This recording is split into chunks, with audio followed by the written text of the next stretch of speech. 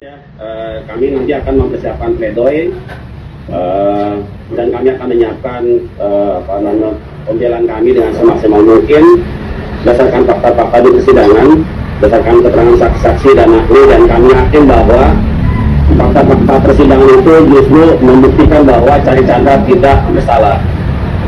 Ya, tidak bersalah melakukan sebagaimana yang didakwakan atau dituntut oleh jaksa. Tapi sebetulnya persoalan ini sederhana. Persoalannya adalah keberanian. Kami yakin bahwa kasus ini adalah kasus kriminalisasi sejak awal. Kalau semua orang yang hadir di sini menggunakan hati nuraninya, baik jaksa penuntut umum maupun majelis hakim, tapi kalau tidak punya keberanian, sekali lagi, maka mungkin pengadilan ini akan menjadi peradilan yang sesat. Kita tunggu keberanian majelis hakim untuk membebaskan Cari Chandra. Oleh karenanya maka kami minta dukungan semua pihak yang support selalu, yang hadir baik di pengadilan maupun melalui median, agar hakim diberikan keberanian untuk menjatuhkan keputusan bahwa Cari Chandra tidak terbukti bersalah melakukan tindakan pemalsuan yang sebagaimana yang dituntut oleh jaksa penuntut umum. Hanya itu sajalah kita mohon perlindungan kepada Allah Subhanahu wa Ta'ala agar semuanya dibukakan mata batinnya untuk mengungkap kebenaran ini, agar kasus-kasus kriminalisasi oleh penumpang P2 tidak terjadi lagi kepada orang-orang yang lain. Cukuplah kasus ini yang tentang lahir, cukuplah Cari Chandra yang menjadi korban ya dari sebuah proses hukum yang sesat. Saya katakan proses hukum yang sesat karena ini bagian dari rekayasa kasus dalam rangka untuk membungkam orang-orang yang menolak tanahnya untuk dirampas oleh pengembang Pantai Indah Kapuk 2. Jadi kepada Allah kita memohon perlindungan, dan kami yakin bahwa kebenaran keadilan masih ada walaupun sangat kecil. Yang memang di Indonesia ini sudah sangat langka, teramat langka untuk mencari keadilan. Tapi semoga Presiden bisa mendengar kasus ini, tidak hanya terhadap Tom Lembong dan Hasto, tapi juga terhadap Cari Chandra. Apapun putusan hakim nanti, kita tentu berharap agar Presiden kita Bapak Prabowo Subianto untuk juga memperhatikan rakyatnya yang menjadi korban kezaliman, korban penindasan yang dilakukan oleh aguan. Dan kami berharap agar kasus ini terakhir. Kami pengacara sudah sekian kali menangani kasus-kasus serupa. Ya, walaupun pada tidak diponis, tapi insya Allah kebenaran mutlak hanya waktu Allah Subhanahu wa Ta'ala. Dan semua orang yang menjerumuskan korban-korban perampasan tanah moga-moga dimasukkan dalam neraka jahanam. Dan orang-orang yang menjadi korban kezaliman diberikan keselamatan, diberikan ilmu, diberikan kesehatan, dan semoga nanti dimasukkan dalam surga Allah Subhanahu wa Ta'ala. Demikian yang bisa kami sampaikan. Assalamualaikum warahmatullahi wabarakatuh.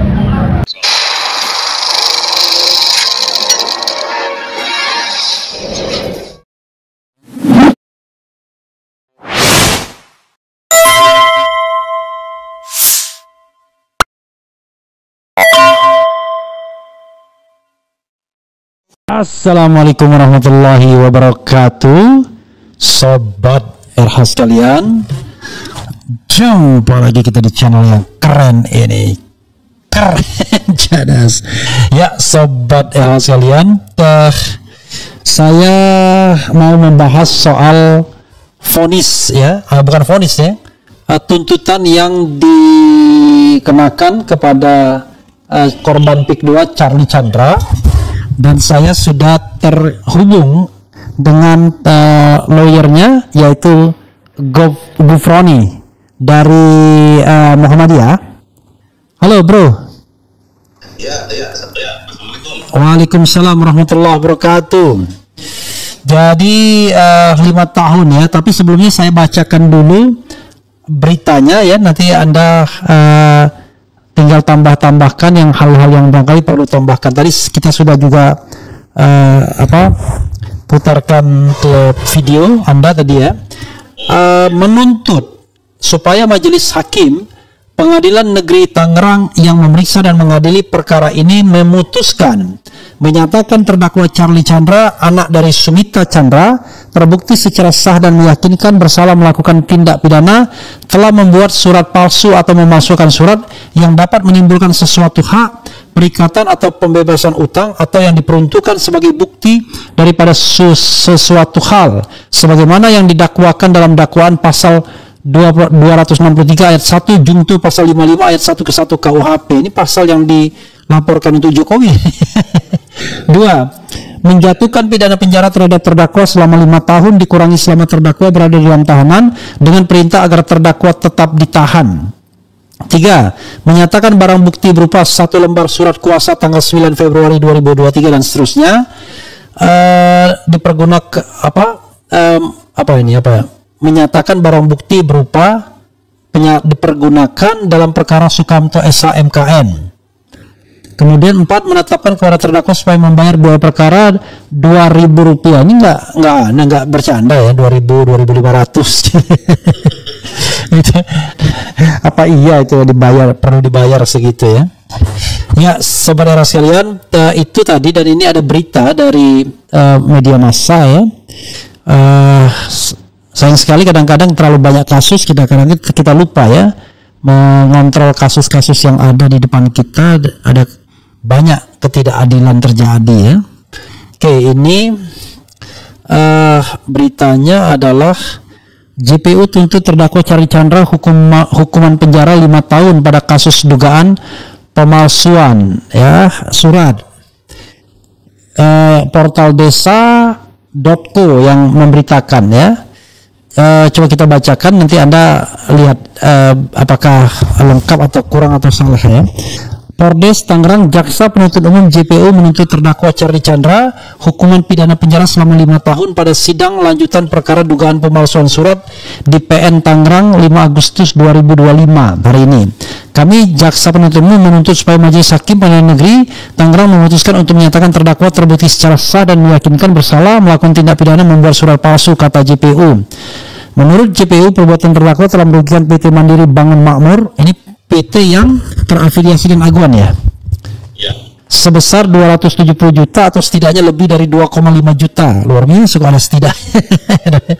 Terdakwa didakwa melanggar pasal 263 ayat 1 junto pasal 55 ayat 1 ke 1 KUHP. Adapun pertimbangan yang meringankan, JPU menyatakan bahwa terdakwa belum pernah dihukum. Selain menuntut hukuman penjara 5 tahun, JPU juga meminta majelis hakim untuk menetapkan beberapa barang bukti yang digunakan dalam persidangan. Jadi yang dia tidak yang memberatkan karena mempelopori ekonomi kapitalis nggak ada ya. Barang bukti tersebut ya ini 1 lembar surat kuasa dan seterusnya ya. Agenda sidang berikutnya adalah pembacaan pledoi akan nota pembelaan dari pihak penasihat hukum terdakwa. Tim kuasa hukum Charlie Chandra telah mengajukan permohonan waktu 1 minggu untuk menyusun pembelaan. Meski begitu, majelis hakim memutuskan untuk tetap melanjutkan persidangan pada Jumat 8 Agustus. Luar biasa ya. Dengan agenda pembacaan pledoi. Majelis hakim memberikan kelonggaran waktu tunda apabila ada kendala dalam penyusunan pledoi. Kami akan tetap membuka persidangan untuk pembelaan itu pada hari Jumat 8 Agustus 2025. Jika penasihat hukum maupun terdakwa mengalami kendala dalam kaitan penyusunan, kita tunda, ujar Ketua Majelis Hakim Muhammad Alfi Sahrin ya.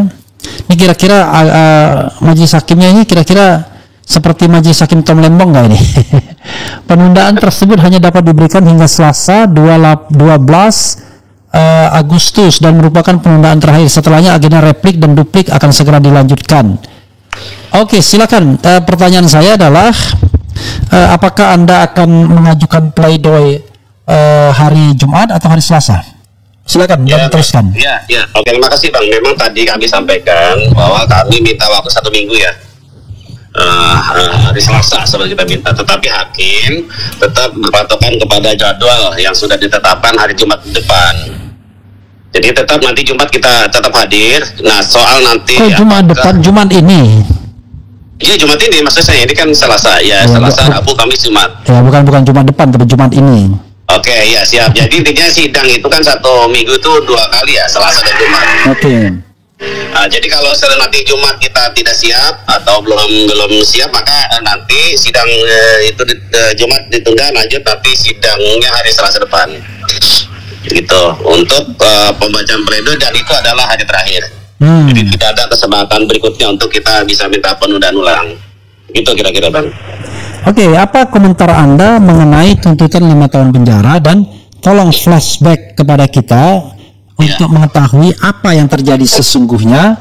Kenapa kemudian kasus ini kok syarat muatan politiknya, disebut-sebut ada peran aguan dan lain sebagainya, dan ini juga terkait dengan PIK 2 bla bla bla bla bla dan seterusnya. Karena walaupun ini sudah pernah dimuat di Era Channel gitu ya, bahkan drama dia mau ditangkap itu juga pernah dimuat begitu, tetapi tentu tidak seperti publik mengetahui soal ijazah palsu yang jauh lebih mudah merecognize-nya ya, palsu atau tidak palsu. Tapi ini kelihatannya lebih kompleks untuk dijelaskan kepada masyarakat. Silakan pelan-pelan aja bro, santai. Oke. Ya, terima kasih ya atas kesempatannya. Jadi tadi pembacaan tuntutan oleh jaksa, 2 orang yang hadir memang, dan kelihatannya sih mereka tidak begitu bersemangat. Sejak awal sih kalau saya melihat tidak begitu antusias ya untuk perkara ini. Tapi ketika tadi dibacakan soal tuntutan yang 5 tahun, jujur kami kaget, gitu ya, kaget sekali. Dan buat kami ini zalim ya, jaksa yang bertindak zalim terhadap Chandra Chandra. Ya, 5 tahun itu kan maksimal sekali ya, maksimalnya kan 6 tahun ini bagi kami ini udah tuntutan yang sangat maksimal gitu ya. Nah, tapi di luar itu semua memang dalam proses persidangan ya, baik pemeriksaan saksi ahli itu, sebetulnya kami sangat optimis bahwa klien kami Chandra Chandra ya itu bisa bebas gitu ya dari segala tuntutan yang disampaikan oleh jaksa penuntut umum. Saya kasih kronologi singkat saja lah, bahwa Chandra Chandra ini kan punya orang tua namanya Sumita Chandra ya. Dulu memiliki empang ya, Sumita Chandra memiliki empang seluas 8,7 hektar ya, yang terletak di Desa Lemok, Teluk Naga, Kabupaten Tangerang, dan itu sudah bersertifikat Bang. Sertifikat hak milik nomor 5. Oke. Hak milik ya. Hak milik SHM nomor 5 atas nama Sumita Chandra ya. Nah, jadi ini awalnya adalah kira-kira sekitar tahun 2014 lah ya. 2014 itu kan mulai proyek-proyek kedua tuh, dengan dalih punya izin lokasi ya. Tiba-tiba empang yang dimiliki oleh Sumita Chandra ini ya, tiba-tiba dikuasai atau diduduki secara ilegal oleh kelompok preman gitu ya. Ya, kelompok-kelompok preman atau ormas lah ya, yang diduga memang berafiliasi dengan PT Agung Seda Group. Diduga diduga terafiliasi dengan PT Agung Seda Group, di mana anak perusahaannya adalah PT MBM, PT Mandiri Bangun Makmur. Ya, ini yang berhadapan ya dengan berhadapan. Jadi waktu itu memang empangnya kan disewakan. Ya, ada yang ngegarap di situ, tiba-tiba langsung diusir semuanya, sehingga empang itu kemudian durug, dan sekarang kan sudah rata, sudah jadi jalan, sudah jembatan, bahkan sudah ada kapling-kapling gitu ya. Nah, kemudian karena tahun 2015 ini Sumita Chandra sakit lalu meninggal dunia di Australia gitu ya. Kemudian ya tentu ahli waris kan bagaimana agar ini peninggalan dari orang tuanya bisa bisa diurus gitu ya, dengan cara ya tentu pembagian waris gitu ya. Jadi diuruslah balik nama ya melalui APPAT notaris gitu ya. Sertifikatnya diserahkan, sudah dicek semuanya tidak ada sengketa, masih atas nama Sumita Chandra, sudah bayar pajak 35 tahun. Tiba-tiba SHM ini sudah ada di tangan Polda. SHM yang atas nama Sumita Chandra itu? Iya, jadi diurus ke BPN, ternyata memang itu disita oleh Polda karena ada laporan awalnya begitu bahwa Chandra Chandra dianggap dituduh melakukan pemalsuan dokumen terkait dengan permohonan untuk balik nama sertifikat itu Bang. Oh, jadi permohonan pertama sertifikat ini adanya di BPN. Ya, jadi kan mau balik nama nih melalui BPN. Ya, diserahkan ke BPN, tiba-tiba mampir ke Polda itu sertifikat. Nah itulah. Oke, silakan. Nah, yang menariknya sebelum balik nama itu ya semeninggal dari Sumita Chandra itu ada ahli Hanafi lah kira-kira gitu ya, yang mengajukan untuk empang itu bisa dibeli. Oke, ahli Hanafi ini orangnya Aguan juga, Pak? Ya. Orangnya Aguan ya. Jadi dia ingin bermaksud membeli tanah yang seluas 8,7 hektar itu, Bang. Ya. Ya gitu. Cuman masalahnya adalah Sumita Chandra ini kan juga tidak mau untuk dijual empaknya. Karena cara-caranya yang tidak suka. Kok tiba-tiba belum ada kesepakatan harga, belum ada transaksi, tiba-tiba empang itu langsung dikuasai gitu loh, langsung diambil alih. Iya. Tambah harganya juga jauh sekali, 40.000 kalau nggak salah per meternya. Berapa? 40.000 itu. 40.000, oke. Ya, itu tahun berapa itu? Tahun sekitar 2014-an atau 2015 itu ya. Tidak ada sepakat dan seterusnya, ya sudah Sumita Chandra dilaporkan gitu ya. Seolah-olah dia ikut terlibat dalam pemalsuan surat, jadikan tersangka, dijadikan DPO. Itu Sumita Chandra itu waktu masih hidup tuh, Bang. Oke. Nah, karena sudah meninggal, maka ahli waris kan berusaha balik nama nih. Ya. Nah, balik nama, tapi ternyata suratnya ada di Polda. Oke, surat anunya SHM-nya. SHM-nya, ya cari Chandranya juga kemudian ditangkap, gitu ya, ditahan, kurang lebih 2 bulan di Polda Banten. Ya gitu, itu kira-kira singkatnya. Kenapa Polda memproses ini? Karena pelapornya ini kan dari pihak pengembang MBM. Dengan dasar dia mendapatkan kuasa dari ahli waris pemilik pertama dulu, David Nio. Oke. Ya, jadi atas dasar itulah kemudian Sari Chandra dilaporkan oleh PT MBM melalui Aulia Fahmi pengacaranya, yang kemudian belakangan sudah meninggal dunia, Bang. Yang meninggal dunia siapa? Aulia Fahmi pelapornya. Oke, pelapornya udah meninggal ya. Ya, meninggal dunia. Dia kan pengacaranya dari PT MBM. Direkturnya kan Nono Sampono itu. Ya, Nono Sampono anggota DPD ya? Ya, betul kan. Masih anggota DPD nggak dia sekarang? Saya kurang tahu persis ya. Saya nggak begitu ngikutin update-nya soal itu ya. Jadi intinya diproses lah oleh polisian. Dulu memang pernah dilaporkan ke pasal penggelapan tapi SP3 di Polda Metro Jaya. Jadi waktu itu sertifikat dikembalikan. Nah, ini dilaporkan lagi dengan pasal pemalsuan surat 2631 itu.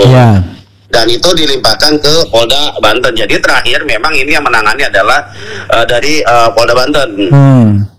Gitu ya. Jadi itu kira-kira prosesnya. Nah, polisi mengacu kenapa kemudian SHM disita, karena tahun 93 katanya ada putusan perkara pidana, Bang. Putusan perkara pidana di mana Paul Chandra yang memang secara de facto memiliki empang itu terbukti melakukan pemalsuan cap jempol atas nama David Nio. Yang itu terkait dengan jual beli AJB ke Hairul Wijaya. Paham kira-kira ini? Oke, itu terlalu teknis ya. Saya paham, tapi Sobat RH mungkin tidak paham. Tapi intinya adalah kita singkatkan bahwa Charlie Chandra ini korban kriminalisasi gitu ya. Betul. Jadi sederhananya adalah dia punya peninggalan, punya warisan, punya tanah warisan, tetapi malah dianggap berusaha memalsukan dokumen ketika mau balik nama itu ya. Betul, artinya kalau bicara siapa yang rugikan kan nggak ada. Ini kan sertifikat masih atas nama bapaknya. Ya, jadi kan ini kan bukan untuk jual beli, bukan untuk balik nama ke ahli warisnya. Ya, intinya dituduhkan pemalsuan. Dan dia bukan dilaporkan oleh ahli waris lainnya, tetapi oleh pihak lain gitu ya. Oleh pihak lain dari PT MBM. Ya intinya. Ini Bangun Makmur anak perusahaannya Agung Sedai Group. Ya, kalau dia laporkan ahli waris lainnya bisa jadi ya kan penggelapan. Tapi ini dilaporkan pihak lain yang tidak memiliki tanah tersebut sesungguhnya, tapi ingin memiliki tanah tersebut, begitu ya. Tetapi memang faktanya, Bang, itu sudah dikuasai oleh PT MBM. Ya, secara fisik sudah dikuasai. Ya, sudah dikuasai secara fisik. Bahkan sudah dibangunkan. Sudah dibangun, sudah ada jembatan, sudah ada jalan raya, sudah ada kapling-kapling komersil, bahkan sudah laku untuk kapling-kapling. Saya udah pernah ke sana sama I see. Sudah cek. Jadi awalnya pengen beli, tanda bekas empang sudah nggak ada. Awalnya pengen beli, tetapi begitu bisa ngerampas diduga begitu ya. Betul. Jadi artinya ketika dia ditawar beli dengan harga murah nggak mau, ya sudah dicari-cari pasalnya. Itulah dibuat-buat begitu. Dan itu polanya sama dengan perkara-perkara yang lain, Bang. Hampir sama lah polanya yang kita pernah tangani ya. Jadi itu dalam rangka mereka bisa mendapatkan tanah secara murah, maka ya tentu dia melibatkan oknum-oknum penegak hukum untuk bisa mengkriminalkan orang-orang yang nggak mau tanahnya dijual kepada pengembang PIK 2. Gitu. Dan Charlie Chandra ini secara dramatis sebenarnya awalnya kasusnya itu sudah damai gitu ya, sudah dicabut ya SP3-nya gitu ya. Betul, jadi setelah ditahan di Polda, jadi kan melihat ini Polda mana ini? Polda mana ini? Polda Banten, Bang. Polda Banten, oke. Tahun 2023 lah itu. Iya. Jadi apalagi kan belum viral kan, viral hari ini. Jadi dia merasa saya nggak mungkin bisa lawan inilah Aguan gitu ya. Maka melalui Alvin Lim, kira-kira gitu ya. Iya. Alvin Liang ya. Dan ada kesepakatan perjanjian damai. Itu yang tahunya Charlie waktu itu bahwa nanti yang penting bebas aja dulu, nanti soal masalah tanah nanti akan ada ganti rugi. Ternyata kan enggak, benar-benar dia rampas semua, nggak boleh dia gugat pengadilan, dia nggak boleh lapor polisi, surat sertifikat harus diserahkan tanpa ganti rugi. Itu isi dari perjanjian damai. Oke, dengan adanya perjanjian damai kemudian ada SP3 gitu. SP3, akhirnya dia keluarlah ya dari tahanan Polda Banten waktu itu tahun 2024. Tapi SP3-nya kemudian digugat oleh Mu'annas Al-Aidid. Oleh Mu'annas karena Charlie dianggap ingkar dari perjanjian gitu. Nah, cuman saya juga bingung yang dia melanggar dari perjanjian yang mana. Saya tanya Charlie, apakah Pak Charlie mengajukan gugatan? Tidak. Lapor polisi juga tidak. Hanya saja Charlie memang menyampaikan kira-kira gitu bahwa saya juga korban gitu loh. Ya intinya yang saya dengar Charlie mau melawan lah karena ada Said Didu yang speak up gitu kan. Betul itu, bahkan kan sempat datang ke Polres Bang waktu Pak Said Didu diperiksa. Bang waktu itu si Charlie udah di ultimatum, udah diingatkan sama Alvin Lee, Charlie kamu jangan ikut Said Didu, nanti kamu akan tangkap lagi, kira-kira gitu. Oke, jadi dia sebenarnya melihat peluang untuk bisa melawan gitu ya, karena intinya kan dalam perdamaian tersebut dia bebas tapi tanah lepas kan begitu ya, tanpa ganti rugi. Dia nggak dapat apa-apa. Nah, tetapi begitu dilihatnya ada peluang untuk melawan The Giant ini ya, maka kemudian dia ikut bersuara. Ya, kira-kira begitu. Bersama korban-korban PIK lainnya kan begitu. Ya, tujuannya awalnya untuk supaya jangan sampai isu ini isu etnis gitu. Iya. Isu SARA dikhawatirkan. Gitu. Ternyata Mu'annas nggak terima, makanya Mu'annas mengajukan pra-peradilan ke Pengadilan Negeri Serang. Dan anehnya dikabulkan. Mu'annas ini atas nama PT Bangun. PT ya Mandiri Bangun Makmur. Oke, jadi ya. Pokoknya di dalam setiap kasus ini ya kan ada yang membela konglomerat ya kan, ada maju tak gentar membela yang bayar ya kan, ada yang membela yang dizalimi ya. Mudah-mudahan yang membela yang dizalimi siapapun dia itu dapat pahala di surga lah itu ya. Ya, amin. Mereka yang membela orang-orang zalim yang mudah-mudahan nanti dibalas oleh Allah Subhanahu wa taala. Itu tidak saya itu tadi pernyataan itu. Kenapa? Ya tadi kan saya sempat di hadapan wartawan saya menyampaikan soal itu. Moga-moga dimasukkan dalam neraka jahanam orang-orang yang zalim. Itu oke lah. Ya, apalagi yang ini Anda sampaikan? Kira-kira jadi memang ini kalau kami dari LBH PP Muhammadiyah kan ditunjuk sebagai kuasa hukum ketika putusan pengadilan negeri Serang itu ya yang mengabulkan praper, baru Charlie Chandra minta bantuan kita. Barulah kita minta perlindungan hukum ke Kapolri, kita ke Kementerian ATR BPN, ke mana lagi LPSK, Komnas HAM, jadi kita udah kemana-mana nih. Gitu. Bahkan siang sampai ditangkap kan di rumahnya. Untuk sementara keadilan belum buat Charlie Chandra gitu ya? Belum, tetapi kami melihat Charlie Chandra adalah simbol perlawanan ya, rakyat melawan oligarki PIK 2. Jadi bagi kami, Charlie buat kami ya pahlawan. Dia berani walaupun dia beda dengan kita etisnya, ya. Tapi luar biasa, kita salut dengan sikapnya yang luar biasa melawan penindasan kezaliman itu. Dan juga sempat ribut-ribut ya gara-gara hanya karena dia pengen pelukan sama istrinya gitu, pengen ketemu setelah sidang tuh. Ya itu awal-awal karena jaksa ini kan nggak memahami ya atau ya apa namanya psikologi gitu ya. Bagaimana kerinduan pasangan ini untuk bisa bertemu, kan hanya kesempatan pada saat di pengadilan. Iya. Walaupun juga pada saat pemeriksaan Nono Sampono itu kan banyak sekali tuh pasukan mereka itu. Bahkan siapa Bang Kosinudin dituduh teroris lah gitu ya. Itu seperti Kosinudin termasuk salah satu pengacaranya juga ya. Ya, jadi perkara ini kita ada 3 kantor hukum Bang, dijadikan satu.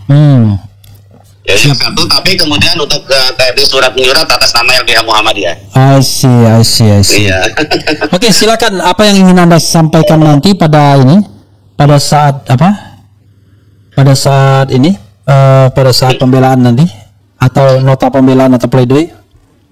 Iya, jadi kalau nota kan kita sedang susun ya. Dan kita mungkin kalau tadi kan kalau tuntutan itu kalau nggak salah 50 halaman nih. Ya. Kalau pledoi ini bisa ratusan halaman karena fakta-fakta di persidangan tentu harus kita uraikan semua, keterangan saksi, keterangan ahli, dan alat bukti itu kita juga cukup banyak kemarin kita. Emang sudah disusun itu? Sedang berproses. Oke. Kalau kita baru dapat berkas tuntutan jaksa, kan kita juga harus lihat dulu. Kalau boleh tahu siapa saja yang pernah dijadikan ahli di sana? Yang mana nih? Dari pihak Cari Chandra. Kalau Cari Chandra itu dari UI ya, dari UI, kemudian dari Universitas Bayangkara Surabaya. Oke, dari UI siapa? Dian Simatupang, bukan? Siapa lupa lupa saya. Yang satu lagi Profesor Mardiono, perlu dicek lagi. Oke, ini ahli apa? Tata usaha negara. Ahli pidana satu dan ahli pertanahan satu. Ahli pertanahan satu. Oke. Gitu. Ya, jadi kalau keterangan ahli itu artinya bahwa Charlie tidak memiliki misalnya tidak punya niat jahat karena kan ini sudah balik nama dan ini sifatnya administratif. Nah, sekalipun ada perkara pidana dulu yang mengatakan cap jempol palsu, tapi tidak serta-merta AJB itu dinyatakan cacat, tidak. Jadi harus proses gugatan perdata kalau mau untuk membatalkan surat itu. Dan ketika ada gugatan perdata yang menguatkan AJB, maka sebetulnya pengadilan yang memeriksa perkara pidana harus menghormati putusan perkara perdata yang sudah ingkrah itu, Bang. Oh iya, jadi sebenarnya Cari Chandra ini kan digugat ya, tapi dia memenangkan perkara perdatanya ya. Betul, menang. Walaupun di tingkat pertama kalah, banding menang, kasasi menang, PK menang. Jadi sertifikat itu sah atas nama Sumita Chandra. Nah, lalu lucu perdatanya pidananya kok dianggap dia memalsukan dokumen, kan aneh banget ya? Iya, karena polisi nggak mau sama sekali melihat fakta bahwa sudah ada putusan perkara perdata. Jadi semestinya harus menghormati tuh. Itu kan kita nggak usah bicara polisi, tapi penegak hukum ya. Anda melihat ada aroma pesanan nggak dalam kasus seperti ini ya? Ya sudah pastilah ya, sudah pasti kita melihat memang ada indikasi pesanan lah. Makanya kenapa tuntutannya maksimal kan 5 tahun ini. Hampir maksimal ya, karena 6 tahun kan sebenarnya maksimalnya. Yang maksimal itu hanya Bambang Tri sama Gus Dur aja 10 tahun. Iya, luar biasa ini. Jadi seperti kasus tindak pidana korupsi jadinya. Padahal ini kan kasus biasa Bang, pemalsuan. Mestinya kan begitu. Cuma karena ini berhadapan dengan aguan ya, sehingga ini menjadi atensi. Makanya Bang, setiap kali sidang itu kan penuh polisi Bang, penuh. Gitu ya? Ada mobil water cannon, ada mobil ambulan lah, wah macam-macam lah. Padahal kita kan juga nggak melakukan kerusuhan, nggak melakukan apa gitu. Kita aja berat sekali hidup di negara Republik Indonesia ini ya. Terlalu berlebihan menurut saya gitu loh. Yang katanya presidennya akan melindungi rakyat kecil. Ya makanya ini saya nggak tahu Pak Presiden apakah tahu nggak kasus Cari Chandra. Jangan-jangan luput dari perhatian nasional ini. Padahal ini kan bagian dari upaya untuk masyarakat untuk bisa dikriminalkan ketika mereka menolak tanahnya untuk dijual. Ya, ini no viral no justice, makanya saya menghubungi Anda kan. Ya, karena terima kasih Bang Refli. Mudah-mudahan nanti menjelang putusan bisa diangkat lagi nih. Oke, karena orang udah mulai lupa dengan Charlie Chandra ini. Itulah susahnya, no viral no justice. Dan kalau Anda tidak punya nama seperti Tom Lembong, barangkali public attentionnya juga kurang begitu ya. Makanya kasihan kadang-kadang sama orang yang biasa-biasa saja ya. Iya benar. Gitu. Jadi harapannya mudah-mudahan ketika kasus Tom Lembong sudah selesai karena ada polisi, maka mudah-mudahan publik bisa perhatiannya ke Charlie Chandra. Saya anggap bahwa Charlie Chandra ini Tom Lembong kedua lah, versi kedua. Oke. Walaupun kemarin itu ada kasus Faris RM mau minta abolisi juga itu. Jadi pada pengen semua ya. Ini kalau Faris RM kan kasus penggunaan narkoba gitu ya. Ya. Gawat juga kalau semua orang minta abolisi sementara dia memang betul-betul melakukan tindak pidana. Tapi Anda yakin Charlie Chandra tidak ya? Ya. Tapi walaupun bagaimanapun juga Charlie korban kriminalisasi, tapi bukan oleh negara ya, tapi oleh pengembang raksasa korporasi ini. Oke. Ya tetap saja kriminalisasi oleh negara. Kalau kan cuma negara yang bisa menghukum melalui aparat-aparat. Melalui tekanan, dorongan dari oligarki ini. Ya, tetapi bagaimanapun harusnya kan negara tidak boleh takluk kan dengan tekanan seperti itu. Iya, semestinya begitu. Makanya. Jadi ini sebenarnya ini kan PR bagi Prabowo ya untuk menertibkan aparat penegak hukum di bawahnya agar jangan sampai kemudian mengikuti kasus berdasarkan pesanan. Seperti Tom Lembong kan diduga kan pesanan juga kan? Iya benar, pesanan. Dari siapa nih? Dari Jokowi ya mungkin ya. Dari Eric Cantona sama David Beckham katanya, kata Ferry Anzari, pemain nomor punggung 7 katanya. Oh iya, orang besar lah itu. Silakan Anda closing statement ke seluas-luasnya untuk menyampaikan hal yang belum Anda sampaikan dan harapannya ke depan seperti apa. Ya, jadi kasus Charlie Chandra ini kan bagian dari upaya kriminalisasi dan perampasan tanah yang masih berlangsung ya di Tangerang khususnya. Dan perlu juga diketahui bahwa proyek PIK 2 ini kan sudah sampai ke Serang. Jadi dari Kabupaten Tangerang sekarang lanjut ke Kabupaten Serang. Dan itu banyak juga laporan-laporan dari warga sana ya yang tiba-tiba tanahnya duruk, ketika mau panen tiba-tiba tanahnya sudah diduruk dan seterusnya. Nah, oleh karena maka ini harus menjadi perhatian kita semua.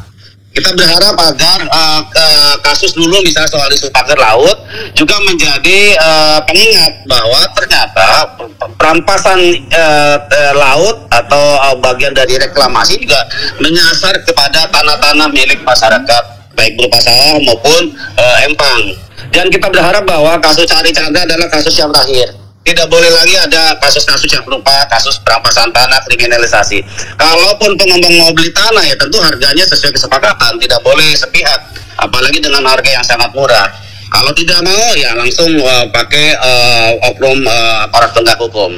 Dan terakhir saya berharap kepada Bapak Presiden semoga ini juga menjadi perhatian karena ya, sekalipun ini sifatnya personal menyangkut Charlie Chandra, tapi juga menyangkut korban-korban yang lain, baik yang sudah divonis maupun sedang proses di kepolisian dan yang lainnya. Demikian kira-kira Bang Refli. Oke, sobat era sekalian, itu dengan Gufroni ya, pengacara dari Charlie Chandra, dan mudah-mudahan nanti pledoinya dibuat dengan sebaik-baiknya, didengarkan dan membuat hakim terenyuh begitu, sehingga kemudian mampu dan mau membebaskan Charlie Chandra. Jangan sampai kemudian hakim justru jauh dari keadilan dan menghukum orang-orang berdasarkan pesanan. Terima kasih bro ya. Yo, sama-sama. Tapi sehat selalu. Amin. Wassalamualaikum warahmatullahi wabarakatuh.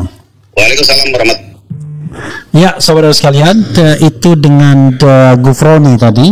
Jadi kasus ini kasus yang memang sudah berapa kali juga diangkat di RH Channel, bahkan Charlie Chandra kalau tidak salah sudah 2 kali diundang ke sini. Tapi memang tidak semudah kita mengangkat kasus ijazah palsu yang melibatkan tokoh-tokoh terkenal seperti Dr. Tifa, Rismond, dan kemudian juga tentu saja Roy Suryo serta tokoh-tokoh lainnya. Charlie Chandra ini sendirian saja dia melawan PIK ini. Untung ada Said Didu yang concern ke sana terus-menerus, tetapi bagaimanapun Charlie Chandra ini ibaratnya kalau kita ibaratkan permainan sepak bola, dia titik lemahnya yang mudah sekali diserang. Nah, dan no viral no justice itu persoalannya ya. Jadi walaupun saya tahu bahwa di antara saudara sekalian barangkali kecil atensinya, tetapi ini adalah kasus yang penting ya. Mudah-mudahan banyak sekali orang pengen menceritakan kasusnya ke RH Channel.